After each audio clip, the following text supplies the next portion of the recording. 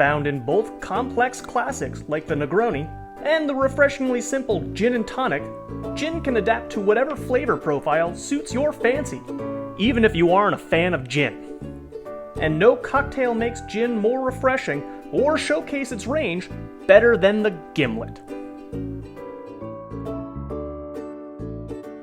Essentially a gin sour made with lime juice, this cocktail was created in the mid-19th century.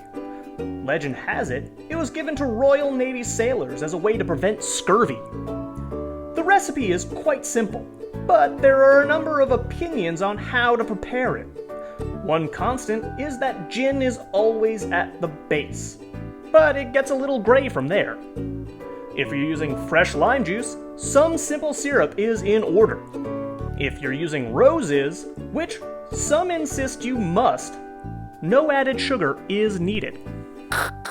Rose's lime cordial was patented in 1867 as a simple combination of concentrated lime juice and sugar, which allowed fruit juice to be preserved for long trips at sea without alcohol. A good many Gimlet fans will insist that the drink isn't a Gimlet without roses. The roses of today, however, is a different animal altogether, containing more corn syrup and artificial flavors than actual juice. Ultimately, it comes down to personal preference. I prefer mine with fresh juice, so that's how I'm going to make it. But before I do, I picked up this bottle of AMASS Gin, and I'm going to ask a good friend and gin expert how he likes to make his. Hey, Robby, how you doing? I'm great, Bennett. How are you doing today? Fantastic. I actually just picked up a bottle of AMASS Gin today. We're making gimlets, but I wanted to see if you had any ideas for this one. Ooh, I love AMASS. I think it has so many great botanicals and aromatics going on there. It's made in Los Angeles, and I think it's like grapefruit notes, it's cardamom notes, some baking spice notes are going to be great in one of my favorite Gimlet variations called a Bennett. Oh, I haven't heard of that. That's great. What's in that? So a Bennett is very simple, especially if you already have all the ingredients for a Gimlet. So it's just a couple dashes of Angostura Bitters. Okay.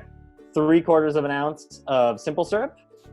I like to do just under an ounce of lime juice, fresh lime juice. Sure. And then 2 ounces of AMASS Gin.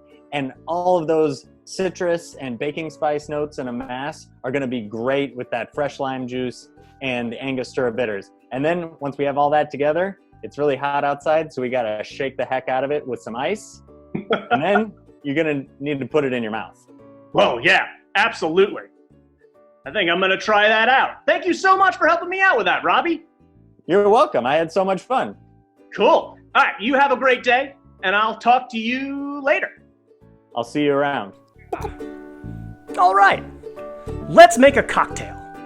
Like Robby suggested, we're going to add just shy of 1 ounce of fresh lime juice, 3/4 of an ounce of simple syrup to balance the whole thing out, 2 ounces of our AMASS Gin, and then you have your Gimlet. Now, add 2 dashes of some Angostura aromatic bitters to turn it into a Bennett, which I heartily recommend, or add a handful of mint and you have yourself a Southside. These are just a couple of ways to enjoy gin this summer. Let me know what you end up making. Have a great time!